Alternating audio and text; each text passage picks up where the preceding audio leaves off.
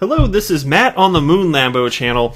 There is so much information out there today thanks to Swell going on. It's an unusually busy day. And you know, if you listen to the first video I made each of the last 2 days, I started off by stating, oh my gosh, there is too much news for me to cover. Well, that certainly is true for the third day in a row here, except for that problem, if you will, problem in quotation marks, bad problem to have, right? The problem's exacerbated today, most certainly, and there's constant updates, very fascinating viewpoints from people in the XRP community that I can share with you, and I had to really be kind of selective about what I was going to cover. And after finding everything I wanted to cover today, as I was mapping out my videos earlier today, I realized that if this were one video, and this is with me just picking this, what I could, chopping out everything else, which I still wanted to cover, but just would have been too much, I would have had enough content for certainly over an hour, maybe upwards of one video that's an hour and a half. So instead I broke it out into 4. So here's the first of them. Check out, and it's all different topics though, it's just a lot came from Swell, but it's all genuinely different topics. Now check this out. Here's a quote from Brad Garlinghouse. See this? There's a little video clip playing on your screen. I don't have the audio going. It's just looping here. This is Brad Garlinghouse, Ripple CEO at Swell. And even before I start getting into articles or anything like that, I do want to cover this part first, even in the intro of my video here. Here's a quote from Brad Garlinghouse, CEO. XRP, and by the way, first, he was talking about how in a world of hype, Ripple's actually doing something. So that's the context in which he was speaking about how much there's so much hype around cryptocurrencies and blockchain technology. And he stated, XRP is the only digital asset poised to solve a problem at scale, a global payments problem. So again, there's a pause before those last 4 words. So again, XRP is the only digital asset poised to solve a problem at scale. Saying something, which is something that I have been saying for the entirety of this channel's existence, which is, I say it a little bit differently. I typically state XRP is the only cryptocurrency being used in the commercial production of anything. There are no other actual commercial problems being solved, and anything else solved, it's certainly not at scale. Nothing you can have individuals using Bitcoin as money, like, you know, that's, what is that? Less than 0.5% of activity that's taking place on the blockchain. You know, I haven't seen a figure in some time, but it's almost nothing. Most people don't want to do it, so it's certainly not solving a problem for the vast majority of users. It's not solving a problem at scale. And then he cited, of course, the last 4 words, a global payment system, citing that in this particular case, XRP is solving a global payments problem here. Bullish AF, my friends. There's so much news out from Ripple, the company, today, including the blog post that they put up from the Ripple Insight series, endless tweets, like endless. I swear to God, like, I've never seen so much activity from Ripple's account. Not to this degree. I've never seen it to that degree. So I'm going to run through one of the insight pieces that they posted today, titled Swell 2019, How On-Demand Liquidity is Changing the Global Payments Game. I'm going to share with you a handful of updates from the XRP community members that are in Singapore at Swell. We have pictures, the first ever pictures of fellow XRP YouTuber, the Digital Asset Investor, as well as XRP community member Mr. BXRP. And then I'll wrap up the video with this. I'm not going to read this. I just want to share with you the headline, and then I'm going to very fast. Like, this piece was hard to read, I got to be honest. It really was. I read the whole thing. It was tough to read. But I'm going to share with you my thoughts on this, all right? And it's titled, I invested my life savings in a digital currency. Here's how I lost it all. Yeah, that was tough to read. But before I go any further here, if you would please delicately tap that like button. And if you're a fan of Ripple and XRP, you done came to the right spot, son or daughter. I'm not going to assume gender identity in 2019. That's how you get in trouble. But thanks for stopping by. Go ahead and subscribe to the Moon Lambo channel. All right. So again, let's go ahead and hop into this piece from Ripple, Swell 2019, How On-Demand Liquidity is Changing the Global Payments Game. Last year at Swell, we first announced On-Demand Liquidity, ODL, of course then known as XRapid, which leverages the digital asset XRP as a bridge currency to eliminate the need for pre-funding in cross-border payments. Since then, we have seen a tremendous growth and customer interest, with more than 7 times the number of transactions using on-demand liquidity from the end of Q1 to the end of October. Amazing stuff indeed. So that's real progress. Let me hop down a little bit further. I don't want to read this whole thing to you, but there is another clip I watched. Here, I'll pull it up on the screen, and because she's cited in the Ripple piece here. So here we go. So this is from Ripple. Bitso's head of finance, Barbara Gonzalez Brazeno. I don't know if I'm quite saying that right, but Barbara Gonzalez Brazeno, I guess, describes the massive opportunity around digital asset adoption and expanding corridors. So what let me read this part because it's got some information from her, and then I want to tell you what she said in this video clip, which is actually different and I thought more interesting. But anyway, so around the world, we are seeing widespread adoption of blockchain technology-based payments by financial service providers. Yet, to further fuel innovation and increase adoption, panelists describe a need to expedite and streamline services. It's been a long road for digital assets, but the end customer doesn't necessarily need or want to know how their transactions are being handled in the back end. They want the transparency, low cost, and above all else, speed of transactions, said Nicholas Steiger, CEO of FlashFX. Now, one of the reasons that I found that fascinating is it goes back to something that I was stating. One of the reasons that XRP is likely to get adopted on a truly global scale prior to any other cryptocurrency is because consumers don't need to adopt it, and the hurdle, the bar required for mass consumer adoption is very high for cryptocurrency. If, in particular, the use case that you're going for is replacing fiat currency, which is already working pretty well for the vast majority of humans on this planet. That's a tough climb. Not that we would never have any of that type of adoption down the road. That's a tough sell at this point in time. And technologically, look, what are you going to use, Bitcoin? You know, it's technologically, that's a dead end right now. Lightning Network doesn't even work. The user interface is not even close to ideal. It's extremely volatile. It's like, that's not going to happen. But what we're talking about here, think about what he said here. The end user, the end consumer, doesn't even have to know that a cryptocurrency is actually being used. XRP. That's the coolest thing on the planet. Let all the smart IT tech people set it up between businesses, between market makers, remittance companies, financial institutions, and banks, all that good stuff. And then the end user reaps the benefit, and they will notice transactions are faster, and they will know that they are less costly because ultimately, in a competitive environment, those benefits will be passed down to the consumer. So anyway, building on this, Josie Mantilla, emerging block technologies innovator at Interbank Peru, shared that in order to increase adoption, it is important to change the traditional thinking about how financial institutions enable cross-border transactions. Maybe I was thinking when I said it was the same person, I was probably my mind's getting a little jumbled up. I've read so much content today. I mean, it took me like literally an hour and a half to map out the videos before I even hit record on any of this. So I think I was wrong about the name. So this is a different person, but still let me read this. So this is a quote from her. "Banks are part of our culture. We want to improve banking technology and give underserved people an opportunity to change their relationships with banks.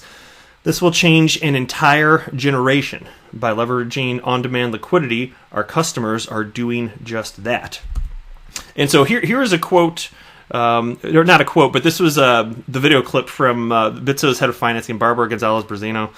And what she said was, there are a couple things that caught my attention. It was a 57-second clip, but a couple of things that she stated, it largely had to do with the progress that Bitso making is in the direction that the blockchain industry and crypto asset class is going as a whole. But she cited that currently, in terms of payment flows from the United States, because again, the Bitso, they're officially partnered with Ripple. They're a cryptocurrency exchange. They're a corridor through which XRP is flowing from the United States to Mexico. And she cited that 1.5% of global payment flows in that corridor are going through Bitso. And consider that 1.5%, and this just started. It just started. And for that corridor, the amount of dollars spent are transferred through that corridor annually, I believe she said it was $35 billion with a B. And so they got 1.5% of it. But look, we also know that MoneyGram's only putting through that corridor 10% of their volume. That's the last update we heard. So just wait. And it's going to be much more substantial, and more entities are going to be coming on board. And Bitso's going to be a very successful company. If I have to predict, because think about how much money they're making on the buying and selling and how much that's going to continue to increase as time passes. It's amazing. And then consider that they've only been around for 5 years as a company. Truly astonishing. All right, next here, here's a tweet I want to share. This is from Mr. BXRP, and so this is at Swell in Singapore. And he wrote, "This is what it's all about. And it's cool looking. I don't know. I don't think this is a screen. It's some sort of. Maybe it is a screen, actually. I take it back. Yeah, it looks like a screen. It looks like this popping up. But anyway, whatever it is, it's just showing transfers around the world, talking about partners and the utilization of on-demand liquidity. You can say 3 seconds to settle, 24/7, 365 payments, 40 to 60% cost savings. So that was cool. I want to share it with you. And here we go. Take a look at this on your screen right now. Mr. B XRP and the digital asset investor. Mr. B is on the left. Digital asset investor is indeed on the right. He has revealed himself. And I got to tell you, going into this, just knowing how many pictures were going to be taken, in the back of my mind, I'm thinking there's no way that we're not going to find out what he finally looks like at this point. Because I kind of figure, like, even if he wasn't going to point out, a picture that is him, I was like, he's going to be an A picture, and I wonder if we can narrow it down somehow. But anyway, so, but no, he has indeed, been posting a lot of pictures of himself, and I mentioned that already. But very cool stuff there, because he got to meet with David Schwartz. I think I got some more pictures queued up here along that. Now this one's awesome. Okay, so I had to retweet this, and I just thought that this was like the coolest selfie at Swell ever, probably. So this is from Michael Arrington. He tweeted this out. And he wrote, halfway through Swell by Ripple and meeting Twitter folks in real life. Selfie with Mr. BXRP, Brad Kimes, the digital asset investor, Graham, and Brad Garlinghouse before everyone started the serious drinking. And so here it is right here. Again, I like that. He's like, here we are before we started heavily drinking into oblivion, right? So I just thought that was the coolest thing right there, man. It's like, this is real life. This is so cool. All right, and then next here you got a picture of Mr. B XRP. You got the digital asset investor and Ripple CEO Brad Garlinghouse right here. Oh, man, this is the coolest stuff. Man, again, living vicariously. That's all I'm doing here, just living vicariously, and you should too, because this is awesome stuff. And then here's digital asset investor talking to David Schwartz, Ripple CTO and co-creator of the XRP Ledger. I'd like to point out, actually, I saw this from Frecky. This is where I got this particular tweet, by the way. Shout out to you, Frecky. I meant to say that first. Thank you very much for tagging me in this. And then Frecky went on to point out that David Schwartz has an XRP belt, and I want to know where I can get one of them. It's cool stuff. All right, and then let's hop into this last piece now. So I got this. I was tagged by Poochie. I hope I'm saying that right, on Twitter here at Poochie1967. And the quote that he chose from this: "My investment worth nearly $10,000 at its peak was suddenly worth a miserable $1,050. It's tough to lose money. Patience, and then patience is needed in this market. I would have invested in XRP, right?" And so, again, the headline of this piece: "I invested my life savings in a digital currency. Here's how I lost it all." And again, I'm not going to excuse me. I'm not going to read this to you. If you feel like jumping in, to me, it's a cautionary tale, most certainly. I'll read just the intro so you can kind of get the feel for it. In the fall of 2017, I started to hear about cryptocurrency everywhere. The news, social media, even at my local barbershop. Bitcoin had skyrocketed from around $900 to $10,000 per coin in under a year, making millionaires out of early investors. I was 37 and had never invested in anything, let alone digital currency. But I felt like I was missing out on a huge opportunity. And so what he did is he ended up investing in Ethereum.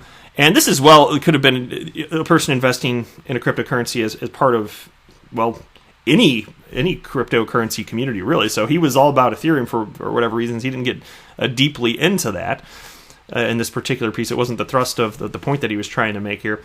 But again, it could have been anybody in any community, and he was talking about how he was just trying to talk to anybody that would listen about Ethereum. And ultimately, he convinced his father to invest, who also put in $10,000, and his father, unfortunately, also lost everything. So I'm sympathetic. I don't like to see this stuff happen to people, but it still is a cautionary tale because bad decision-making was used, and as the market pumped, then he put more money in, and then when it crashed a little bit, he thought he'd put a little bit in. He's putting in more than he could afford to lose. These types of things. And so while I don't offer financial advice, to me, it couldn't be more clear that what he did was highly risky and outside of what he would have been comfortable losing. And that's just not a good way. So I think it's just a good opportunity. That's all I'm taking it as, is an opportunity to just suggest without me offering financial advice, suggest that you just keep a level head here, because things things can go south. Like, as confident as we are about XRP, and I'm Mr. XRP Bull, even I've stated I've only put in, and I continue to purchase, I do, but I'm only putting in what I'm willing to lose in case the off chance that I'm wrong or something goes horrible. What if there's some exploited bug in the XRP ledger yet to be found? Something crazy like that, you know? You can't put your life savings in something like this. To me, that's just lunacy. And so that's all I'm saying. But that said, I have nothing but confidence in XRP, and it's just following the developments on a daily basis. Most fun hobby, and reporting to you most fun hobby that I've ever had in my entire life here. Now, it gets worse for this guy, though, because do you remember that cryptocurrency exchange? This is a Canadian fellow here. Remember Quadriga CX? I've covered them a number of times. They were big in the news about half a year or so ago. This is the exchange in Canada where the CEO of the exchange, the story is he died, and he was the only one with the private keys. And so, I can't remember what the number is, over $100 million worth of cryptocurrency locked up, and was to my understanding, to this point, still never retrieved. That's the exchange he was using. So not only did he see his initial investment of $5,000 go to $10,000, then he put in more. Ultimately, he put in $8,000 of his own money, I think is what it came to. Not only that, so not only did he see it go down to $1,000, he went to go log in way later, and then that's when he found out, because he wasn't following the news, that's when he found out that he couldn't log into the cryptocurrency exchange on which he left his investment, which means it wasn't just $1,000 that was remaining out of the $8,000 he put in. It was nothing. There was nothing left. He couldn't even get into it.